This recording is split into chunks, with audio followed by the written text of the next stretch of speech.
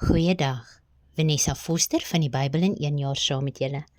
Vandag lees ons saam uit Levitikus hoofstuk 9. In hierdie hoofstuk sien ons hoe die priesters met hul bediening begin. Die hele seremonie van wyding het meer as 'n week geduur, en op die 8ste dag, wat 'n nuwe begin impliseer, was God gereed om op 'n nuwe manier deur die priesters te kom werk. Dit was nie net Aaron en sy seuns wat by hierdie seremonie betrokke was nie, maar ook Moses en die oudstes van Israel wat die volk verteenwoordig het. Dus het die hele volk deel gehad aan hierdie gebeure. In vers 2 lees ons van Aaron se offerandes. Alhoewel Aaron en sy seuns 'n week lank tyd in die tent van samekoms spandeer het, was daar steeds sonde in hul lewens, en daarom moes hulle 'n sondoffer aan die Here bring. Sien, Aaron hulle moes klaarmaak met sonde in hul lewens, om die teenwoordigheid van God terug te bring onder die volk. Die brandoffer het gedien as teken dat hulle voortdurend in toewyding aan God sal leef. Verse 3 tot 7. Hier lees ons van die volk se offerandes.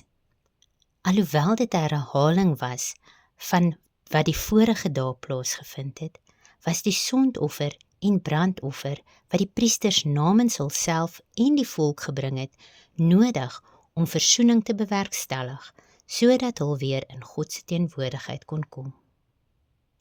Vandag kan ons ook God se teenwoordigheid ervaar, maar nie deur diereoffers nie, deur Jesus Christus, ons hoëpriester, wat reeds die volmaakte offer vir ons gebring het aan die kruis.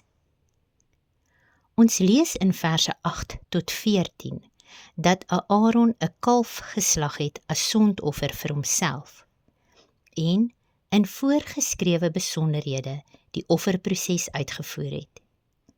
Hierdie gebaar toon sy eerlikheid en opregtheid teenoor die volk.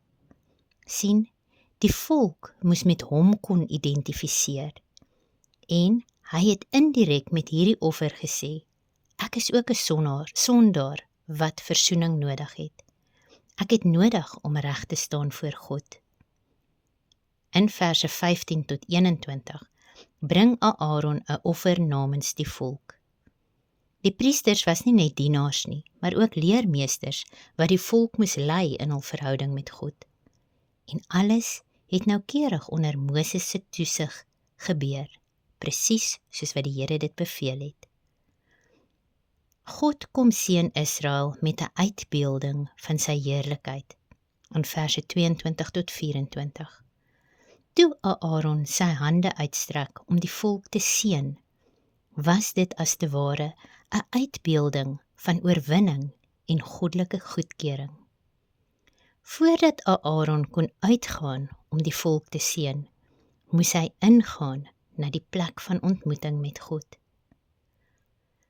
Dit was God se wil om die volk Israel te seën, en so ook wanneer ons in oorwinning en in die teenwoordigheid van God leef, sal ons seën in ons lewens ervaar. Vers 24 vertel hoe die vuur van die Here uitgegaan het en die offer op die altaar verteer het. Die vuur was 'n teken van God se teenwoordigheid, en toe die volk dit sien, het hulle uitgeroep van vreugde en op hul aangesigte neergeval in aanbidding. Ons sien later in die Bybel hoe vuur met God se teenwoordigheid verbind word. In Handelinge 2 het die Heilige Gees soos tonge vuur op die gelowiges gekom. En in Deuteronomium 4 vers 24 lees ons dat die Here 'n verterende vuur is.